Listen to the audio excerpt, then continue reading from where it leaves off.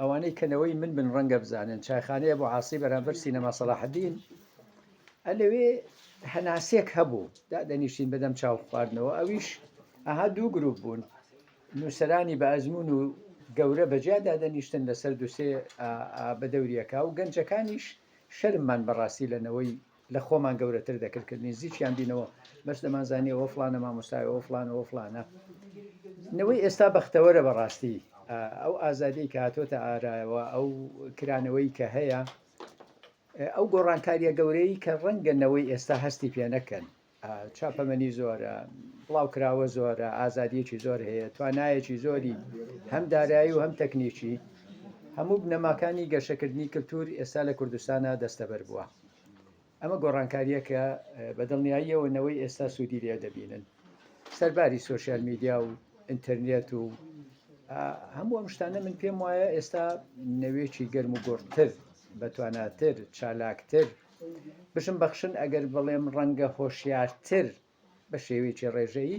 ئێستا لە کوردستانە دروست بووە کە چاوەڕوان دەکرێت گۆڕانکاریەکی زۆر گەورە لە باری کللتور لە کوردستانە دروست بێ بەر لەوەی بێمە سەر کاکەشێخ و بابەتەکەی بەداخەوە لەم ڕۆژانەی ڕابردوو مامۆستا حەسەنجاف ڕەنگەنەوەی پێشومان بیناسن حەسەنجاف چیرۆکنووسێکە ئەلەم گەڕەکی ئازادیە ئاشور پێم وایە مامۆستا لەدایک بۆ حەسەنجاف چیرۆکنووسە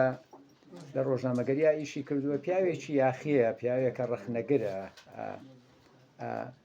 لە ساڵانی نەوەتەکانە ئێمە لە هەولێر کە منیش هەر لەوێ ئاوەرە بووم دراوسێ یەک بووین ینی بارودۆخی کوردستان ئەو کا زۆر سەخت بوو خانەوادەکەی کۆچیان کرد بەرەو هەندەران چوون کوڕێکی لە زانکۆ دەیخوێند لە کۆلیجی پزیشکی وتی من بە دیار کوڕەکە ئەمێنمەوە ناوی زەردەشتە وتی بە ئەو خوێندن تەواوکە ئێمەش دوایی بەیەکەوە دەین قسمە دوا بوو زەردەشیش خوێندنی تەواو کرد ئەویش لە شەقەی باڵیدا پێشتر خێزانەکەی و زرنجی کوڕی و کچەکەی لە ئەڵمانیا گیرسانەوە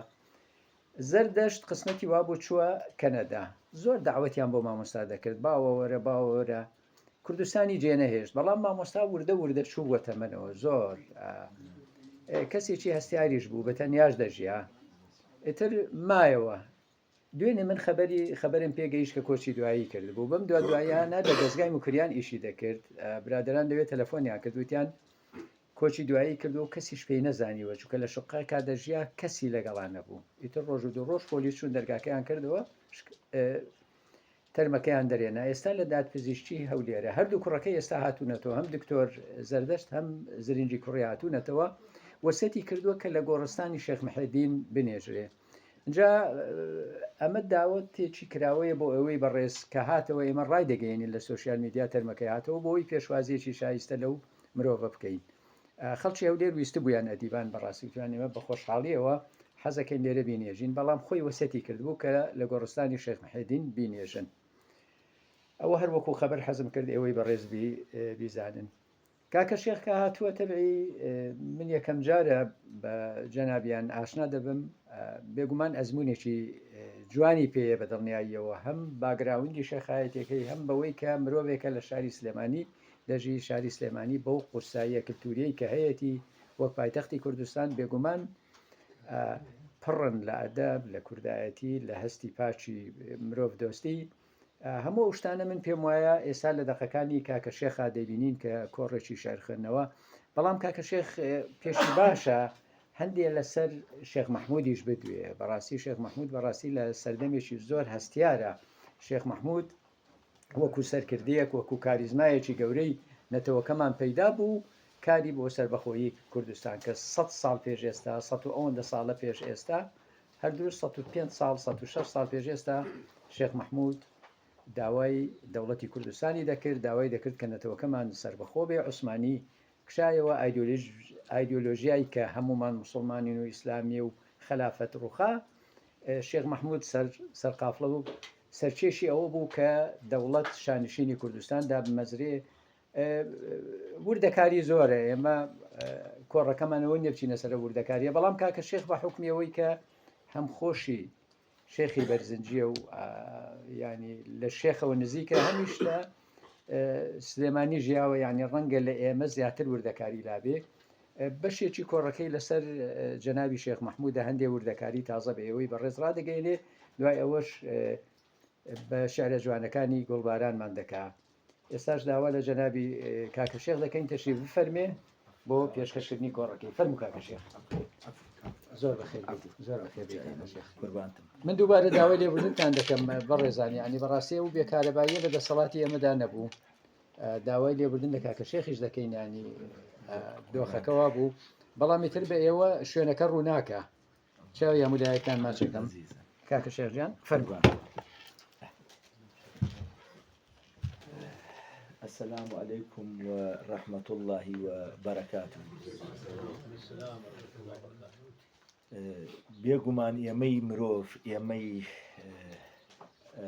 بەنی ئادەم لە وەتەی ژیان دەسی پێکردووە هەمیشە لە ململانێ و لە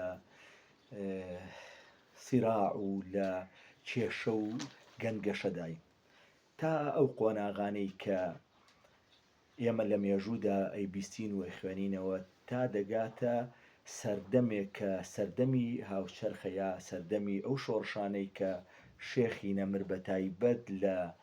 دەستپێکی دروستبوونی دەوڵەتی عێراقدا شێخی نەمر ململانەی گەورەترین هێز لە ناوچەکەدا دەکات کە براوەی جەنگی گەورەی یەکەمی جیهانیە. خۆی لە ڕاستیدا بابەتەکەی من کە بۆی هاتووم زیاتر لەسەر شعر خوێندنەوە و هەندێک لە بابەتی ئەدەبیات و گفتوگۆیەک ئەگەر بکرێت لەسەر شعر یا هەر کۆمەڵە شعر ئاراسەیەوەی ئەزیز بکەم وە هەم ناسینێک بێ بۆ من و ئێوەی ئەزیز کە هەموو کەس و کاریەکین بەڵام پێم باش بوو لەوەیە چونکە جەنابی مامۆستا سەید حەسەن پیریاد ئەم کتێبە ئەزیەتی کێشاوە من لێرەوە دەستخۆشی لێ دەکەم کە هەرسێ حکومەتەکەی مەلیک مەحموودە من پوختەیەکی ئەو حکومەتانە لێرەیان لە چەند ساڵێک لەمە پێش کە بڵاوم کردوێتەوە جەنابیان ئەزیەتیان کێشاوە کردویانەتە زمانی عەرەبی کە زمانی وەرجێڕان ئێمە هەمووە زانین ئەگەر بچینەوە بۆ سەردەمی عەباسیەکان بزانین چەندێک گرنگی پێدراوە ئەو وەرجێڕانەیە کە ئێمە دەناسێنێ بە نەتەوەکانی کە بە خەڵکانی تر ئێمە تەنانەت لە من وا هەستم کرد لەو گفتوگویانی کە لەگەڵ بە ڕێزانە قسەم کرد لە شاری کەرکووکی خۆشەویست ئێشتا ڕەنگە یا لە ناوچەکانی کەی کوردستانی هێشتا ڕەنگە هەندێک تەم و مژ لەسەر شۆڕشەکانی شێخ مەحموود و لەسەر کەسایەتی شێخ مەحموود وە بەرزنجیەکان هەبێ بەرزنجیەکان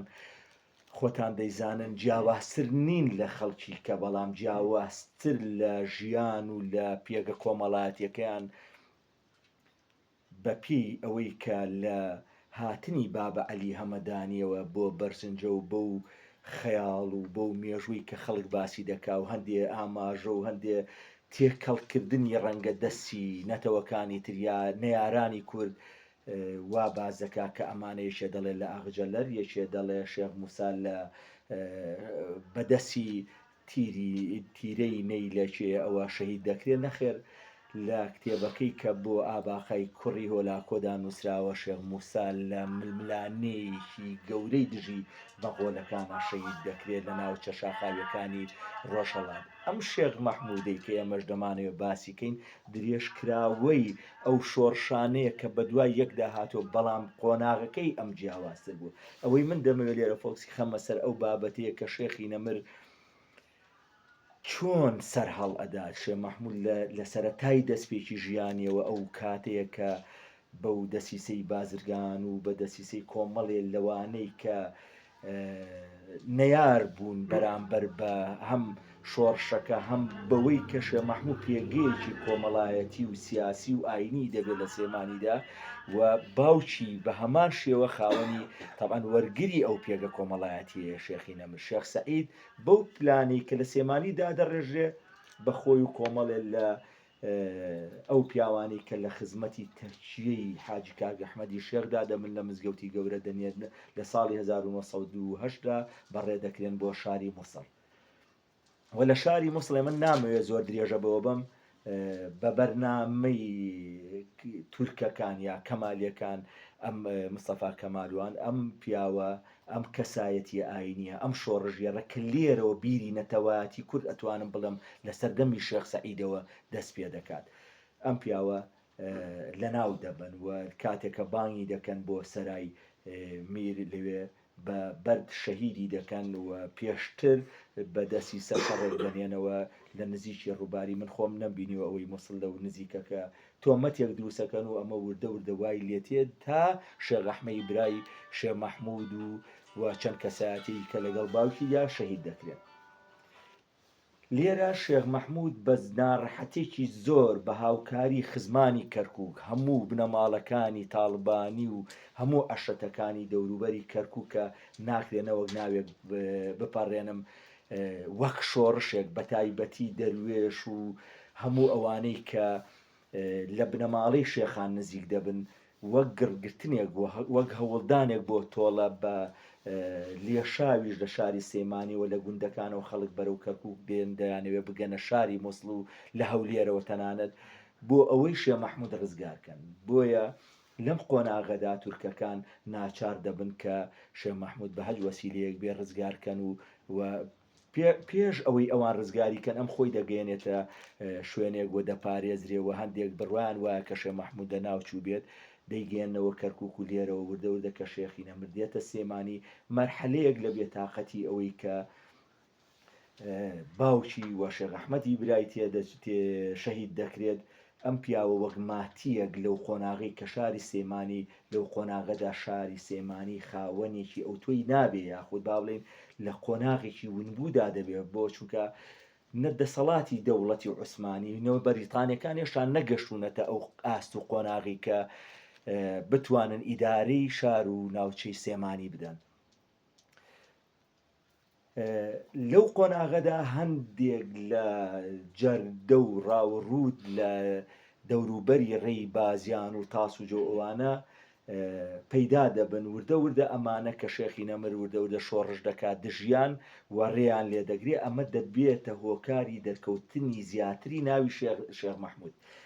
ئەمە بۆ باسەکەم هەندێک پیان وابێ ڕەنگە شێخ مەحموود درێژکراوەی میرنشینی بابان بێ زۆر جار لەم لاولا بیستومەکە گوایە ئەمە لە درێژکراوەی ڕاستە لە سەیمانی شێخ مەحموود سەری هەڵداوە بەڵام وە کەسایەتی خۆی لێرەوە دەست پێ دەکا کاتێک کە ئازایەتی خۆی دەردەکەوێت وردە وردە خەڵک پەنای بۆ بن تا ئاستێک کە خەڵک بۆ خۆی ئیتر دەتوانێ ئەو چەتەوە ڕێگرانی لە دەوروبەری بازیان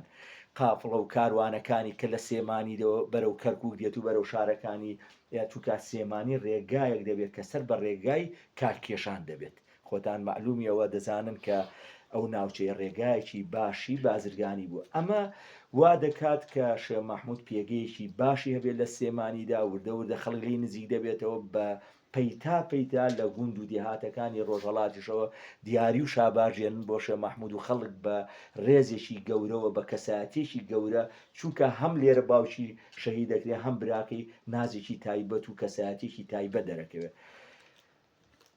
بۆی کە کاتەکەمان زۆر نەڕوا تا ئەگاتە ئەوەی کە بەریتانیەکان عێراق دەگرن و دێنە مووسڵ و دواتر دەگەنە شاری کەرکووک کە لێرە من باسم کردووە کە لە 24/5 سوپای تورک تاوان کەرکووک بەجێ دەهێڵن کە دێن کەرکووک دەگرن و دەگەڕێنەوە ئەم شارە بەجێ دێنە شێخی نەمر نامەیەک دەنێرێت لە ڕێگەی عەبدوڵڵا سافیەوە دەقی نامەکە دەگات بە لە گەڕانەوەی جاریکەی عوسمانیەکان بۆ شاری کەرکووک نامەکەیان پێدەدات و شێخ مەحموود بە هەج وەسیلەیە بێ بانگ دەکەن بۆ ئەوەی کە لە سێمانی گفتوگۆی لەگەڵا بکەن بەو بیانوە دەیگرن و دەیهێنن تا دەیبەنەوە بۆ مووسڵ لەوێ بڕیاری لە سێدارەدانی لەلایەن عوسمانیەکانەوە بۆ ئەوەی کەن بابەتە گرنگە لێرە باسی کەم ئەوەیە کە شێخ مەحموود هەرگیز دەستی نەبردووە بۆ ئەوەی کە متمانەیەکی ئەو تۆی بە دەوڵەتی عوسمانی هەبێت چونکە ئەوان باو کوشتە و برا کوشتەی شێخی نەمر بوون. بەڵام ململانێ سیاسیەکە کە دوایی وا دەکا کە بەریتانیەکان کاتێک کە دێنە سێمانی و شێخ نامیان بۆ دەنێرێەوە دێنە داری کەلی و مێجەر نۆئێل لە لای 11 هەژدەدا دێت و بڕیار دەدرێ مەلیک مەحموود وەکو حکومڕان لە سێمانی حکومڕانی میلەتی کورد بکە وردە وردە تا ئەوەی دەگاتە کە ئینگلیزەکان لە قۆناغێکا پەشێمان دەبنەوە لەو بەڵێن و وەعدانی کە بە شێخ مەحموود لەلایەن وڵسنەوە دەدرێت پەشێمان دەبنەوە. ئەمەش کاتێک کە کەی دەرئەکەوێت کە نۆئێل سلێمانی بەجێ دێڵێ و مێجەرسۆن دەکەوێتە کار بە شێوازێکی زۆر ناڕەوشتیانە تا ئەگاتە ئەوەی کە هەموو ڕێکخراوەکان بە تایبەتی لە سەر هەمیان و مامۆستا جەمال عیرفان و بنەماڵی بە تایبەت شێخ عەبدولکەریمی کەس نەزانی هەچی دەروێشەکانی دەوروبەری کەرکووکە پەیتا هاتوچێ سێمانی دەکەن بۆ ئەوەی بە ئینگلیزەکان بڵێن کە ئێمە ڕازین چی کاتی ئەمە دەگا و کاتی کە شێخی نەمر لە دوای شەڕی بازیان دەنێرێ بۆ هندستان. ئەم لێکەوتانەی ئەم زەمەنی کە مێجەرسۆن لە سێمانی کاری تیا دەکا ئەوە وا لە شێخ مەحموودەکە کە شۆڕشی بازیامکە یا شەڕی بازیامکە کە بە تەواوەتی دڵنیا دەبێتەوە لەوەی کە ئیتر ئینگلیزی شتێکی پێ نییە بۆ کورد چونکە کە دەوڵەتی عوسمانی دەبوژێتەوە دەبێتەوە جارێکی کە بەجێگرەوەیەک بوو ئەوەی کە هەموو ئەو نێت و پەیمان و ئەو هیوانەی کە بەریتانیا هەیەی ئەوان بۆیان جێبەجێ بکەن و ناوچەکە گۆڕانکاری کەی بەسەردادێت. مێجەرسۆن بە تەواوەتی شێخ مەحموود ناچار دەکا تا دەگاتە ئەوەی کە جواب دەنێرێ بۆ مەحموود خانی دزلی. بەڵام چۆن جواب دەنێرێ بۆ مەحموود خانی دزلی؟ مەحموود خانی دزلی بە تەیارە نەهاتوە لە مەتارەوە یا لە مەتارێکەوە بگاتە سێمانی قۆناغ بە قۆناغ لە ناوچەی هەورامانەوە شێخ مەحموود لە شوعەیبیە دەبێت لە دوای شەڕی شوعەیبیە کە دەزانێ عوسمانیەکان هەوڵی ئەویانە تەنانەت ئەو چەک و تفەنگانی کە لە لای شێخ مەحموودە دەستی بەسەرا بگرن نەک هاوکاری بکەن کە بە هەزار چەکگارەوە دەچێ بۆ شەڕی شوعەیبیە. مەحموود خان چۆن دێتە سێمانی؟ دێتە گوندی حاجی مامەن تەبعەن دێبەتێت تا دەگاتە حاجی مامەن تا دەگاتە لای سەید ئەحمەدی حاجی مامەن کە مەلیک مەحموود جوابی بۆ دەنێرێ دەڵێ خاڵۆ چاوەڕوانی مەحموود خانی دزدی کە بە لەشکرێکی 500 چەکداریەوە دێتە گوندی حاجی مامەند و من خۆم دواتر ئاگادارتان دەکەمەوە تا ئەوەی شێخی نەمرخۆی دەچێتە ئەزمر بۆ ئەو ڕۆژەی کە شاری سێمانی دەگرن. ئەمانە قۆناغێکن من حەزم کرد دەکارێکەی ڕەنگە معلومی جەنابتان ئێوەش خۆتان هەموو شارەزان پێی تا دەگاتە ئەوەی کە شێخ مەحموودی تر بڕیاری ئەوە دەدا کە هەموو دار و دەستەی بەریتانیەکان لە سێمانی کۆبکاتەوە و هەندێکی بنێرێتەوە بۆ کەرکووک و هەندێکیشی لەوێ لە بینایی دەبۆکەدا دەست بەسەر ئەەکەن. بەڵام چۆن دەست بەسەرکردنێ بە ئیهانەکردن نابەرک و بەو پەڕی ڕێز و حورمەتەوە بە تایبەت لەلایەن شێقیار و حەبسەخانی نەقیبەوە زۆربەی ژەمەکان خواردنیان بۆ چوە نەک بۆ وەک بارمتەیەک بۆەوەی کە بە ئینگلیزەکان بڵێ کە ئێمە خەڵکی خراپەکانینەوەی ئێمە داوایی دەکەین مافێکی ڕەوای ئەم گەلەیە ئێوە خۆتان بڕیارتان داوە کە بێن دەوڵەت بۆ هەموو ئەو نەتەوانی کە لەژێر چەپۆشی دەوڵەتی عوسمانی کە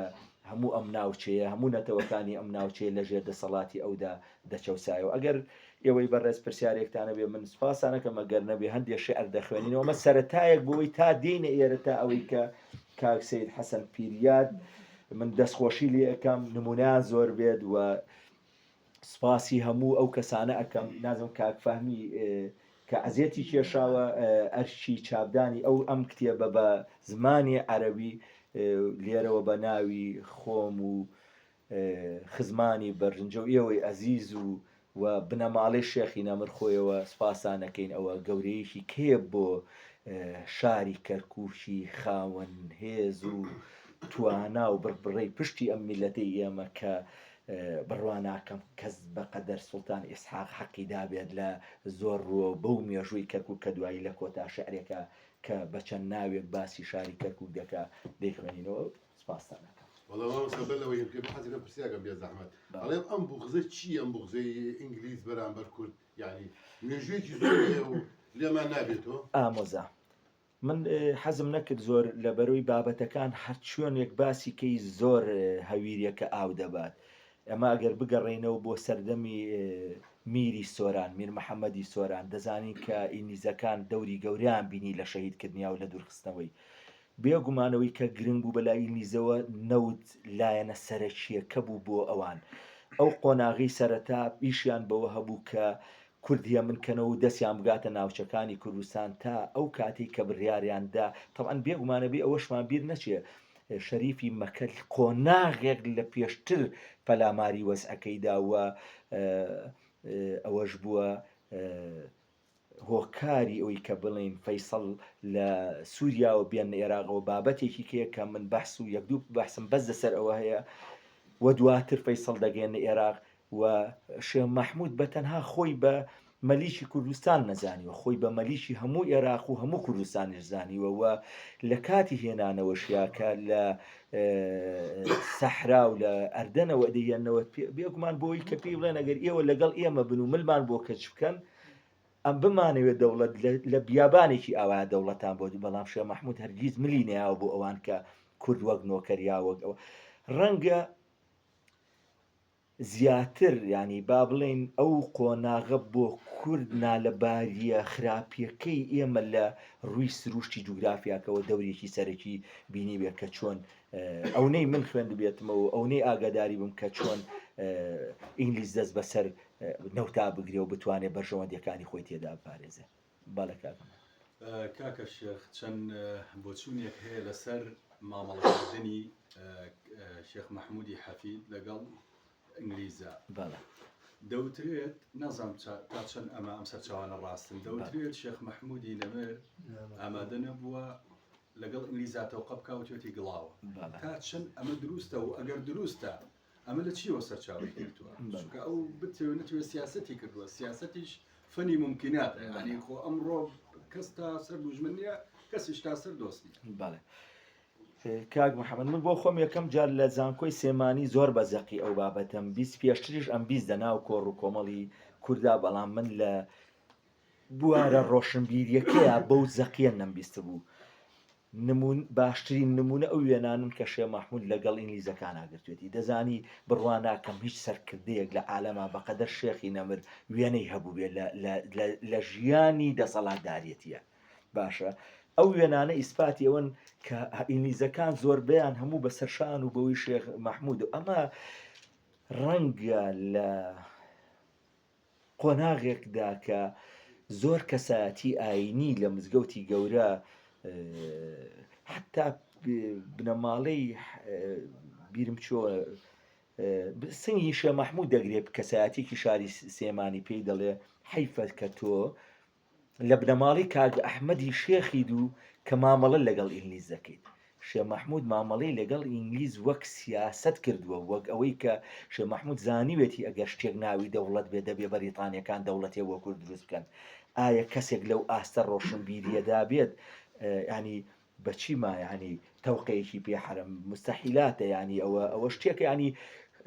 کۆتاییشی هاتۆنی ئاگام لێ بێت چەند سمینارێکی گەوری لە زانکۆی سێمانی لەسەر کراوە کە ئەوە هەردی ئاە بۆ لەلایەن ئەو کەسانی کە زۆر وشک بوون لە مەسلەی ئاین و لەوانەیە بێگومان ئاین لایەنێکی کەش بووە بۆ ئێمە ئەتوانین ئەوەش بڵێن کە ڕەنگە گرفتێکی کەدوو بێ بۆ شێخ مەحموود خودی شێخ مەحموود خۆی نەک شێخ مەحموود ئاینی کردبێ با کێشە شێخ مەحموود ئەو کەسایەتیە بووە کە بیری لەوە کردوێتەوە حتا بە ئینگلیزەکانی وتو ئەگەر منیش نەبم شوانێکیش بێنن مهمەوەی شتێ بۆ کوردکەن حتا شێخ مەحموود دەڵێ ئەگەر زۆر زەختم لێ بکەن چونکە کاتێک لە بەغاچایی بە فەیسەڵ دەکەوێت زۆر شتی دەخەنە بەردەست بیێنێ و قەناعەتی پێ بکەن دەڵێ ئەگەر زۆرم لێ بکەن هەموو نوێژەکانیشم جارێک کە بە کوردی قەزاکە باشە دەست پێ بکەین بۆ شعریان فەرموو مامۆستا. پێشەوەی باسی و پێی باسی بەرزنجەت کرد بەڵێ حەزەکەم بزانم بەرزنجە ئەسلی لەکەوە هاتۆ چییە چۆنە؟ من کتێبێکم تقریبا سێمانی گەبێ بڵاو کردوێتەوە بەناوی بابە عەلی هەمەدانی و بەرزنجە و پێشینەی بەرزنجەکان دەسم خاڵی بوو لەبەرەوەی بێزەبر لە بازارڕەوە ینی مەشغوڵ بووم گەشتمە ئێرە نەگەشتمە ماڵەوە بوو ئیشەڵا لەگەڵ بەرژی دوا کۆمەڵێک بە دیاری بۆ ئێوەی ئەزیز دێنم بۆ ئێرە بەرزنجیەکان لە بیدایەتە باسەکەم ئەوە بوو بۆ شۆڕشێک کە شۆڕشی بەرگریە لە کورد سەردەمی ئەوان کە دێن هاو سەردەمە لەگەڵ سەردەمی هاتنی مەغۆلەکانە دێنە بەرزنجە بۆ ئەوەی لەویا وەک پەناگایەک کە من بەرزنجە ینی وەکو سنووری جوگرافیەکەی شێخ عیسا و شێخ موسا بنیاتی ئەنێ یەکەم مزگەوت یەکەم شوێن لەو ناوچەیە شێخ عیسا و شێخ موسادا لە 1970کانە دێتە ئەوێ 670 دێتە بەرزنجە لە هەندێک دەڵێن لە هەمەدانەوە بەڵام هەندێک سەرچاوە دەڵێن نەخێر پێشتر لە شارە زور و لە ناوچەی هەمەدان و لە سەر ئەنجامە باسیەوە دەکا کە ڕەنگە شێخ موسا پێشتریش نەوەی هەبوو بێ لە ناوچەی هەورامان و لە کە ناوی میکایل داودانی بەڵێ یعنی هاتنی ئەوان بە خەون نەبووە ینی بەو خەونە ئیلا بێن ئەوان وەک شۆڕشێک بەڵام ئەو لە ئەو ئەفسانەیەژەیە کە دەوتریە خەویان بینیوە کاتێک لە ڕێحەجەوە دێن لەوێ ئەدەحەوێنەوە کە بەرزنجە پێش بەرزنجە گوندی کاژاو لە سەردەمی زەردەشتیەکانی شانی قۆناغێ پێشتر بە 200 ساڵ ئاوەدان بۆ لەوێ حاجی خالیدی کاژاو کە باپیرەی بنەماڵی نێرگزە جارڕێکانە لەوێ دەبێت کە ئەوێ جێپەچەی حیوان و مەڕ و ماڵی حاجی خالید دەبێ و لەوێ دەمێنەوە لە خەودا دەبینن هەردوو برا خەوی ئەوە دەبینن کە لەکووادا بنیاتی بەرزنجە بنێن کە تقریبا دەکەوێتە خۆرهەڵاتی شاری سلەیمانی و باکووری شارڕەی ئەربەت کە سنوورێکی فراوانەوە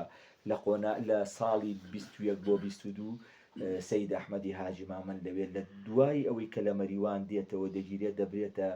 کۆیە دەست بەسەر دەبێت 3 ساڵ لەوێت لە دوای ئەو دەست بەسەریەکە دێتەوە بە ئازایەتی خۆی چونکە لە قۆناغێکدا هەندێک کەس ئێستەوە ئەزان ئەو مدیر ناحیانی کە لە قەراغ و لە بەرژنجە و لە سەرچنار و تەنانەت قایم مەقامەتی سێمانی کە چیمدی دادەنن چیمدی قبولی ناکەن لە ترسی خزمانی شێخ و تەنانەت لە شێخیش مێجەرسۆن داوا ئەکا بە پێی ئەو ڕێکەوتنی لەگەڵ شێخ مەحموودا کراوە کە مەئمورانی کاربەدەستی دەوروبەری سلێمانی ئەوانە ناوچە کوردیەکان خەڵکی کوردبێ بۆ هێمنکردنەوەی خەڵک یەکێ لەو کەسایەتیانە سەی ئەحمەدە بێ کە بانگی دەکەن دەیکەن بە مدیر ناحیەی بەرنجە وەک ناحەیە ئەو یەکە مدیری ناحیەی بووە پێشتر هەوڵێکەیە بۆ ئەوەی ڕەزا بەگ لەوێ دابنێن بەڵام ئیدمۆنز باسیەکە لە کتێبەکەیدا کە لە کاژاوە دەچێتە جێڵەرە و ئیسپاتیش بۆ ئەوەی خۆی کە دەچێتە جێڵدەرە دەڵێ ئەو بینا گەورەی کە لەوێ بوو هی شێخێکی ڕاکرد بوو ئەو کاتە سەی ئەحمەد لە مەریوان دەبێت لە دوای گرتنی بازیان و ڕاکردنی بنەماڵە و ئایلەی شێخ بۆ ئێران و تا دەگەنە لای سمکۆی شکاک مەلاجەمیلی ڕۆژبەیانی باسی کرد ئەڵێ بەرزنجە گوندێکە لە ئێران پیاوی بەڵێ باخی و پیاوێکی بە تەمەنی تیا بوو زۆر نوێشکەر و بەدیم بوو ئیتر ناوێت لە شێخەکەی بەرزنجە ئەو بەرزنجێ ئاوهایە هاتووە تا ئیمڕۆیات ئەو بەرزنجەیە من بەدوای ئەوە شاگەڕام سەردانێکی ئەوێ بکەم ئەو بەرزنجەیە لەگەڵ ئەم بەرزنجەی ئێرە جیا ئەم بەرزنجەی ئێرە پارچەیەک دەگوترێت ئەو بەردەڕەشەکە دەڵێن فەحسیش کراوە کە ئەوە پارچەیەکە لە بەردەڕەشەکەی کە لە مەکەی پیرۆز هەیە و تا ئێستا تەنانەت لە ڕوخانی گوندەکانیشە بەرزنجە نەڕوخێنرا بە هەوڵی جەنابی شێخ مەحموودی حەفیزادەی ئێستا و کۆمەڵە لە خزمان بەڵامەوە هەر پیرۆزی بەرزنجە بووە کە ڕەنگە سڵیان لەوە کردوێت لە بەرەوەی مەرقەدێکی کۆنەوە تایبەتمەندێتی خۆی هەیە لە بەرنجە ئەو شوێنە جیاوەکو چۆن لێرەش ناوچەی ئینمان هەیە بەرزینەکان بە ئەم ناوی خانەقای سەید ئەحمەد بنەماڵی بەڵێ ئەتۆ بەرزنجی ناوێکی بەرزنجیە لێرەش بەڵێ ئای تۆ ئەگەر ناوی بەرزنجە ڕەنگە لە شوێنی کێژەدا شوێنی لە ئەفغانستان زۆر شوێن هەیە بە ناوی بەرزنجە و ناوی بەرزنجەی لەسەر نووسراوە تەچێ و ئەوەیە چووکە یەکێ لە کوڕەکانی بابە عەلی هەمەدانی کە ناوی مەحەممەدە دەچێتە ئەفغانستان و لە هەڕات لەوێ ئێستا وەچەیەکی زۆری لێکەوتێتەوە باسە بوو مەلاجەوی لە شەهید کرد کە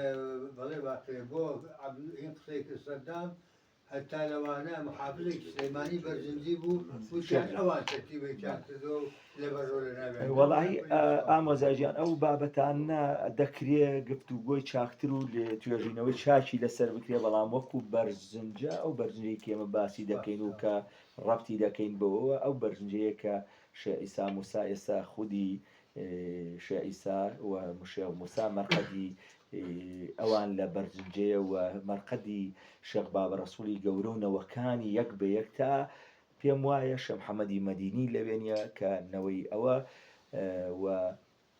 یەکێ لەو کەسایەتیانی کرد کە لە بەرزنجە زۆر گرنگ بۆ شێخ تەهای گەورە بووە دەزانی لە بواری تەرجەمەیە چەند گرنگ بووە هەوڵی چەندی داوە بۆی کە چۆتە ئەستەمبول و چۆنتە میسر و زۆر هەوڵی داوە کتێبی ئێرە بەرێ بۆی لێشەوەی هەنی ئاڵ و گۆڕکردنی زمان و کتێب زۆر گرنگە و بریاژێسە لێرە هەزاران گەنج و هەزاران خۆزگا ئەم قسانەی ئەمە بۆ ناوزانک و بۆ ئەوە بۆ ئێوەی ئەزیز ڕەنگە ئێوە خۆتان خاوەنی زۆر لە من زیاتر لە زانیاری بن بەڵام نەوەی نوێ وە خەڵکی تازە پێگەشت و ئەوانەی کە جێ ئێمە دەگرنەوە ئەوەی هەوڵی من بۆ ئەوەیە کە ئەم نەوە نوێیی کە ئێستا پێدەگا زانیاری تەواوی لەسەر مێژووی نەتەوەکەمان هەبێت چونکە تاکە حکوومەت بەڕاستی کە ئەتراف پێکرا بووە ئەو حکوومەتی شێخی نەمر بووە ئەو حکوومەتانە بووە ئەو شۆڕشانە بووە وەک حکوومەت وەک حکومڕانی کە ڕاستە لە یەکەم خۆناغەشێ مەحموود خۆی ناوی بەڵام کاتێ لە هیندستان دێتەوە یەخۆ بەریتانیەکان سێمانی چۆڵەکەن پێش ئەوان دەڵێن فەرموشێ مەحموود تۆ وەرەوە لێرە جارێکی کە حکوومەت تەشکیلەکاتەوە 3 جار حکوومەت من لێرە باسم کردووە و دەکارێکی ئیشەڵا کاکسەید ئەزێر کێشە وڵاوکرێتەوە لە جاری دوو هەمای شەڵا وردەکارەکانی کە باسەکەی نەگەر ڕێگەم بەن کۆمەڵە شێر خوێن و ئەو مامۆستای باڵێ سێرەکەی جێی سەرنجی هەمووانە باڵێ خەباتی شێخی نەمر لە سێکان و لە بیستەکان بووە باڵێ کەچی ئیستا بە چەند زاراوەیەک ناشرین دەکرێت کۆمەڕێش ئەڵێن وەکو قۆپسە و نازانم ئەم جا خۆی ئەخر من یەک کەلیمە بۆ جەنابەت باسەکەم و ڕەنگە زۆریشتانەوە بزانن و خوێن بێتانەوە دەزانی ئێستا فەڕەنسیەکان چەندیان پێ ناخۆشەکە دوای شۆڕشەکەیان بنە ماڵە ئەریقەکانیان لە ناوبرد ئەوە دەستێک هەیە بەردەوام بۆ تێکدانی هێزی هزری کۆمەڵایەتی و ڕۆشنبیری و شۆڕشی کورد باشە بەدەستی کێ نیکیتی نێڵێ من زۆر بابەتەکانی لازاری بێڵێ لازاری دەڵێ کورد تورک عەرەب فارس بە دەردێکیان بردوون 100 ساڵی ئەوێ بۆی ئەوەی جەنابەت باسیەکەی لە مێشکی محمود باڵێ لە مێشکی میلەت بێتە دەرەوە ئەوە ناڵێم چەپەکان یا ناڵێم فلانە گروبیا ئەوە ئەمە باسەکە لەوێ وەسێنم خۆی بۆ خۆی ئاشکرایە شێ مەحموود لە چی بنەماڵەیەک سەری هەڵداوە ئەنی ناکرێ من وەک تەعزیم باسی کەم بەڵام بنەماڵەیەک بۆ لە خزمەتی مرۆڤایەتیا بووە من لەو کتێبەیە باسی یەکەم ساداتی بەرزنجە و شێخانی بەرزنجە خۆ وەک ئەوە نییە کە ئەم کەسایەتی یا ئەم زەلامانە شتێکی جیاوازتر بن لە خەڵکی کە نا جیاوازیەکەی ئەوان خەریکی خوێندن بوو پێگەکەیان فەرقی هەبووە و ئەوەی دەستیان کەوتۆ بۆ خزمەتی خەڵک بووە نەک بۆ گرفانیان ئەوە مرۆڤایەتی ئەو مرۆڤ دۆستی ئەوانی دروست کردووە کاک ئەحمەدی شێخ لە سێمانی بۆ کێشەی چارەسەری ژن و مێردێک جەنازەی کوڕەکەی بەجێ هێڵێ نەوەکەی بەجێ هێڵێ دەچێ بەلای ئەوە کە چارەسەری کە ئەمە گەورەی ئەو بنەماڵە بووە باشە ئەمە وای کردووە پێگەی ئەم خێزانە بەهێز بێ بەرزنجیەکان پێگەیان بەرز بێت خۆ بەرزنجیش هەیە ڕەنگە ئێستا لە ئێستا ڕەنگە خەڵکیش گلەی لێ بکە ئەمە باز لە کەسایەتیەکانەکەین باز لە شۆڕژگێڕێکی وەکو شێخ مەحموودی نەمر دەکەین بریا کورد لەو قۆناغی ئەسە بووە بە دەوڵەت ئێستا ئێمە لە قۆناغێکی کە کارمان دەکریتر خەڵک چی کەوت بابی وتە شێخ مەحموودی نەمر فەرموویەتی من دێمە دەرەوە لە مەسەلەی شۆڕش و چەکداری و ئەم بزوتنەوەی وازێنم با بێن بە شوانێک و شێخ مەحموود لە 19ەوە دەست دەکات بە شۆڕش تا وەکو دامەزراندنی دەوڵەتی عێراقی تا 21 و 22 ئەمە لێرە من باسم کردوە لە سیا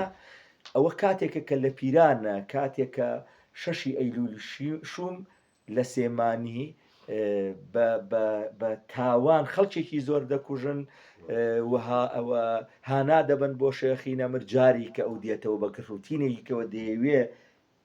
لە ناوچەی گەرمیانەوە دەست بگەێنێ بە کەرکک و ئەم ناوچەیە دابڕێنێ بەڵام بەداخەوە لە شەڕی ئاوباری کتە دەگەنە ئەو شێوەی کە جاری کە شێخی نەمر هەموو ژیانی بە دیلی و بە ئەسارەت و بە دوورخراوەیی بردوۆتە سەر بۆ سپاسان ئەو مامۆستایش پرسیار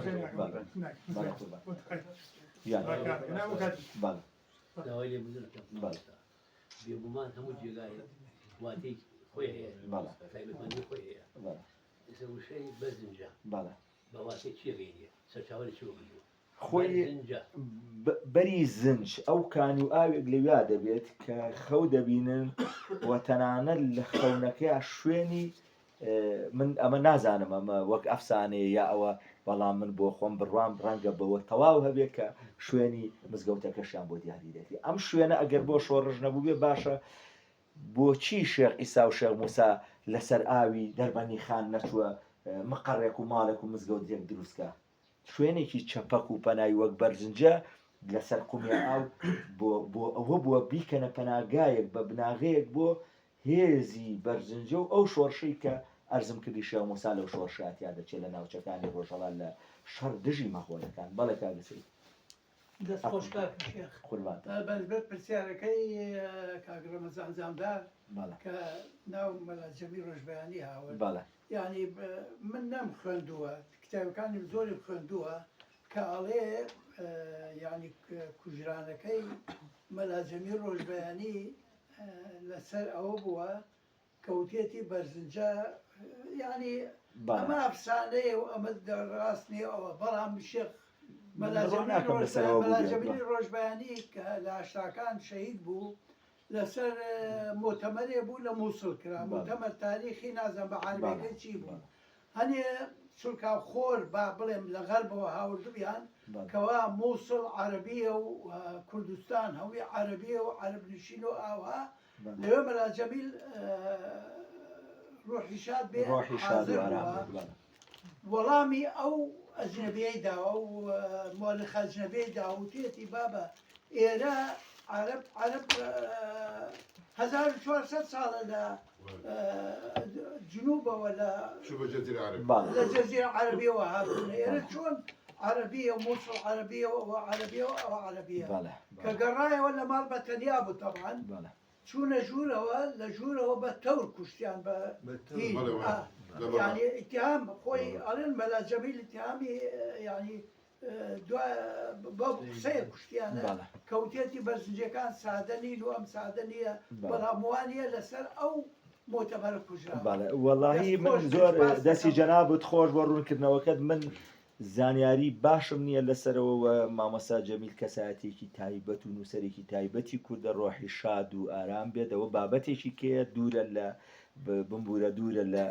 قسەکردنی منەوە لەسەری لەبەرەوەی من نەهەوڵم ماوە و پێش منە ئەو زانیاریانە و دەکرێت لە شوێنی کە لە سەرچاوی کە باس و قسەی لێوە بکرێ بەڵام پێم باشە یەک وشە ئەگەر بڵم لەسەر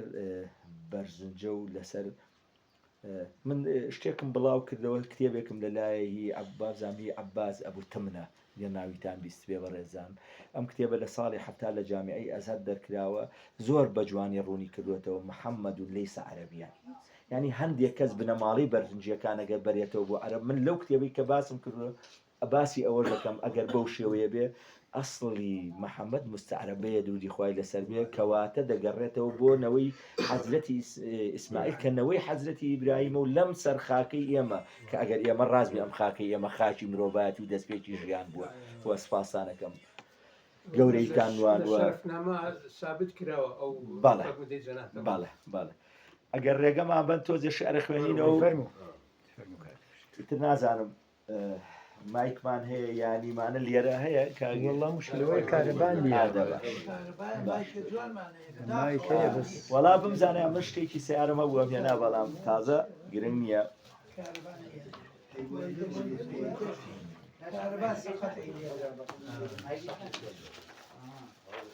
بابچی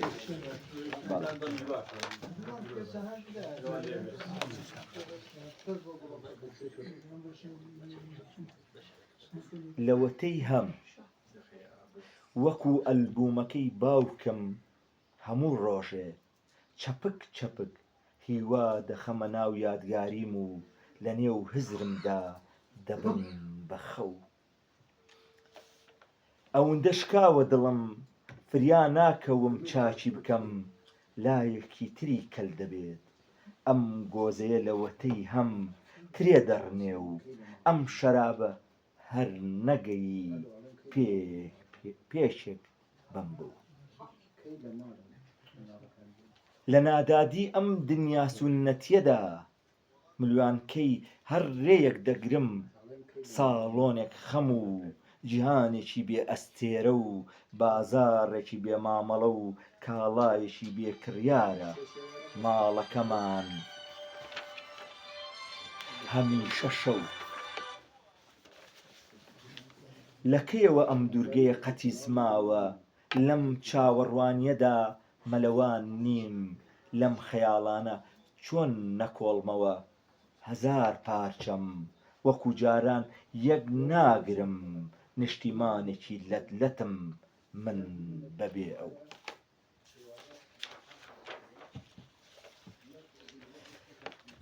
لە حکایەتی زەبوونیدا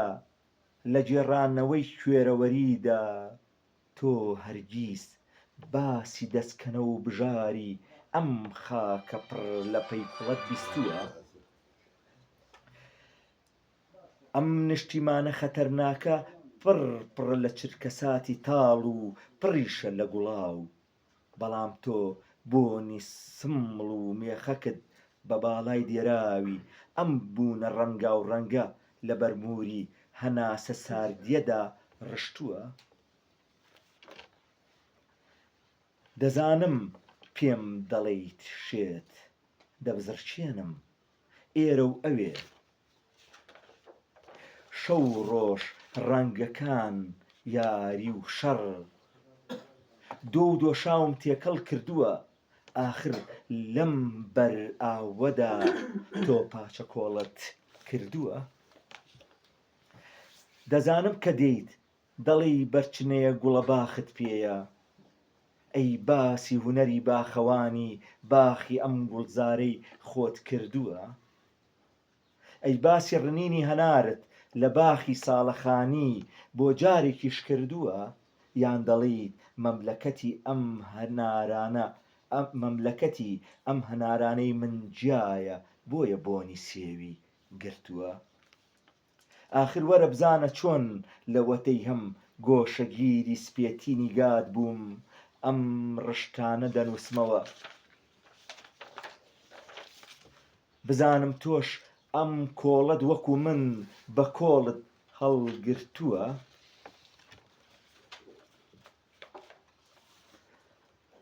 لە وەتەی هەم لەم گەلەری ڕەنگا و ڕەنگە لە بازنەیەکی سکوراتیدا بەلەتکراوی دێم، بەلەتکراوی دەردوێم، لە چڵە پۆپی ئەم گەردوونە سەختەدا مەزاری سەرم سپی بوو، هێشتا لە گەردیلەی نهێنیەکانت نەگەیشتووم، نەمردووم هێشتا دەجوڵێم، کە بیر لە گەورەیت دەکەمەوە منیش کەفێکی سپیم. لەم ڕێگە تەنراوەدا هیچ شتێک سپی نییە، سرم نەبێت بێ ڕووناکی دێم دەچم،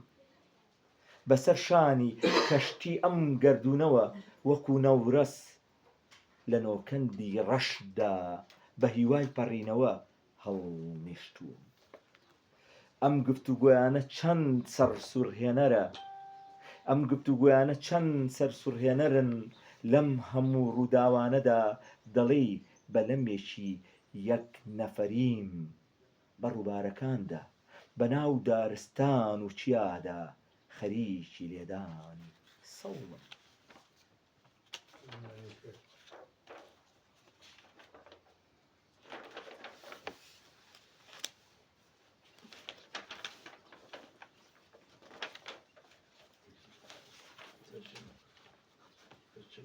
لە وەتەی یادەوەریمان کەڵەکە دەکەین، جگە لەسەر سەختی هیچ پلانێک نییە ڕێ لە گەڕانەوەمان بگرێ بێهودە، خەریکی یاریکردنین، کەس لە نهێنی ئەم گەردوونە تێناگات، ملوێنان پرسیاری کراوە و چرکەیەک ناوەستێت ئەم گەڕانە هەتا ئێستا گومانێکی کڵۆم نەدراوە. ئەوە تا هەین و نین دەڵێن دەنگی دەهۆڵ لە دوور خۆشە، کە گەڕامەوە خۆم دەکەم بەو ڕۆژەی کە ڕۆژی حەشرە، گۆم هەتا قوڵ بێت مەلەی خۆشە، لە هەر کوێ بین مسۆگەر هەر بەشی خۆمان ئەچنین.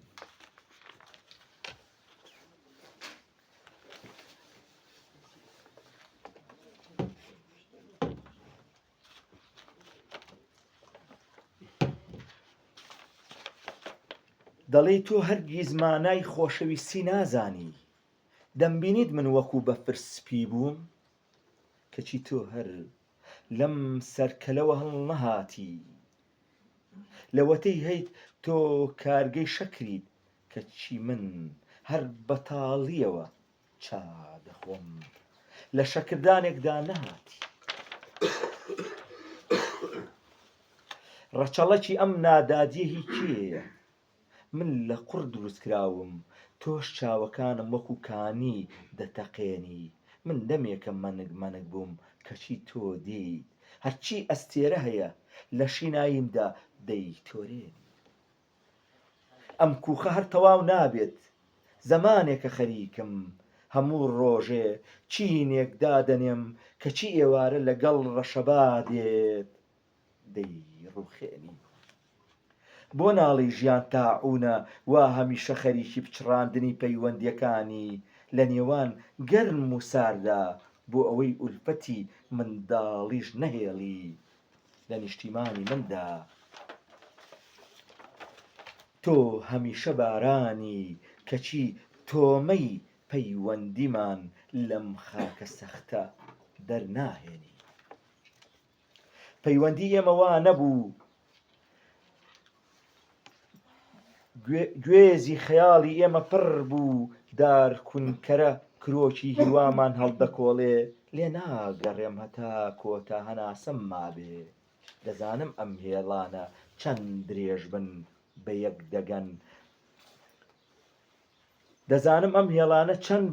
بە یەک دەگەن با پیریم خۆی بەسەر شانی کۆچانیشدا دابێ ئەم بەفرەت دەچێتەوە دەردەکەوی ئەم بارانە خۆش دەکات تۆ بەرەو ئێرە بێی باکوور و باشوور لە یەک دەدات ئەم قیامەتە هەڵدەستێت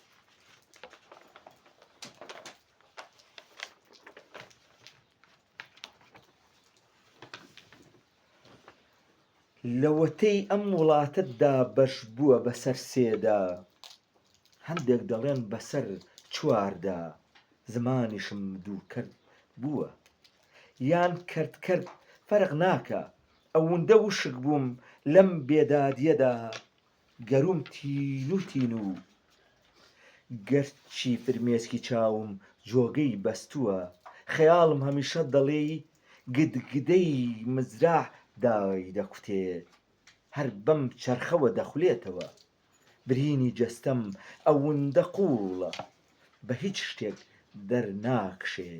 ناسۆر کە کۆن بوو چۆن ساڕێش ئەبێتەوە ئەم خاکەیان ئەم کوردە ئەم خەڵکەیان ئەم کوردە چی کرد کە کەس بەدەمیەوە نایە سێبەری ئەم حەزەی ئێمە هەر ڕادەکا ئازادی ئێمە بووە بە بازی سرک باڵی گرتووە بەفری زستان بەبینینی خۆر نەبێ چۆن ئەتوێتەوە هێزی بوونم نەماوە لەم چرکە ساتەدا ناشکوری ناکەم گەر خودا ئەم دەورانە نەگۆڕێ لاشە چەند ئەندام بێت گرنگە بەڵام چۆن دەبێت سەر بەجووت بڕیار دەبێت یەک دانەبێت یان دەبێت کورد هەتا دەوران هەبێت بۆ سەرخ بەخۆیی تەواو بتلێتەوە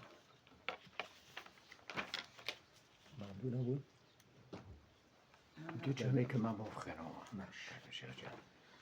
ئەوەی سوڵتان باش تۆ دەتان بەمەوە بۆ یادگاری مناڵی بە کۆڵانەکانی جاراندا ڕۆیشتم پڕ بوون لە کۆلارەی کاغەس بە دوای بەکرەیەکی دەزوودا دەگەڕام کۆلارەیەک هەڵبدەم لە کۆڵانەکەی ئێوەش دەگەڕام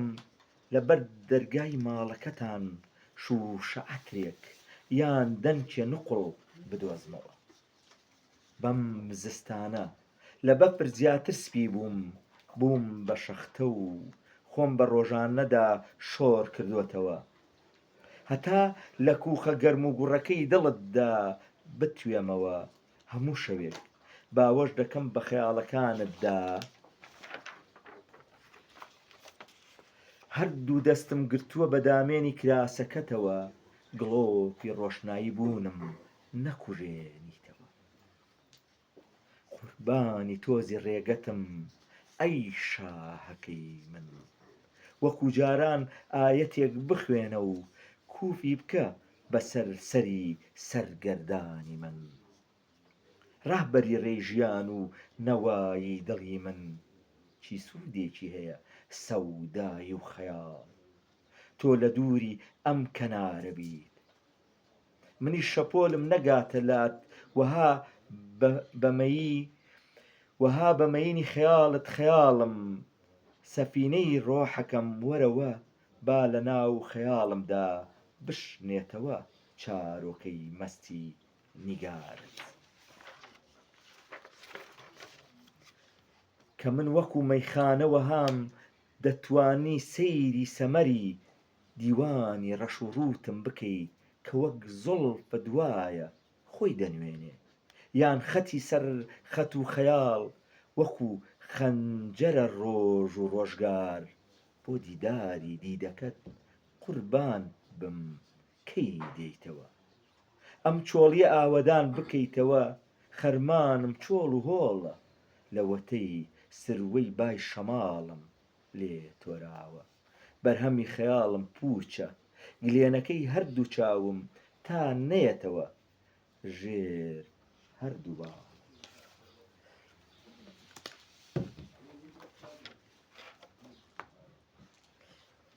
کەرکووک یا گڕکۆ لە ناو زێڕاوێکی ڕەشدا بوو بە گڕێکی ئاڵتوونی لەوەتەی مێژووی ئەم نیشتیمانە هەیە دەگڕێت کەرکووک بوو بە سێ کوچکە و هەر جارەی بە کوچکەیەکدا هەڵی دەخەن شانێکی نەخشەکەی یان قاپوتە نەوتاویەکەی بابە گوڕە لە پێش ژمارەوە لە مێژووی کۆنەوە کەرکووک هی کوردە و کەچی کورد هی کەرکووک نییە لە دەوڵەتی میدیادا تاقێکی کەی خەسرەوی ئێمە بوو ئەو هەر سوتا و ئێمەش خەوتین مێژووی نەوتی ئەم نیشتیمانە هەر دەسووتێت لەم خاکە بێسەوزاییەی گڕاگەڕ مەملەکەتی بێزمانی کورد کەچی تەماشاکەن هەر بەرەو بەرزایی دەکشێت ئەم خاشی گڕکانە سوڵتان بە پشتی خالقی جیهان وتی کاکەوەی کێشە کشا میرگەودار ئیسا و موسای شاه بەرزنجە ناودار بە زمان کاکەیی گڕکۆ ماڵباتە مێژووی ئەم شارە سەر ئەنجام یارە سپاس بۆ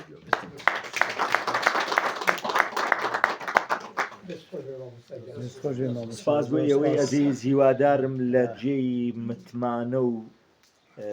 گەورەی ئێوەی ئەزیزا بوو بێت ئێوە هەمووتان کەسایەتی تایبەت و تایبەتمەندێتی خۆتان هەیە و من لە حزوری ئێوەی ئەزیزا ئەمڕۆ توانیم بە کەرکووک بە ئێوەی ئەزیز شاد بم ناڵێم یەکەم جارە وابزان بۆ چواری جار هەمە بۆ جاری چوار هەمە کە دێمە کەرکووک بەڵام ئەم جاریان تایبەتمەندێتی و ئەتوانم بڵم پیرۆزیەکی جوانتری هەیە لە جارەکانی کە بۆ من چووکە ئەو بەڕێزە ئەو جوانانی کە لە کەرکووکن ئەو کەساتیانە لێرە دەناسم و دەتان بینم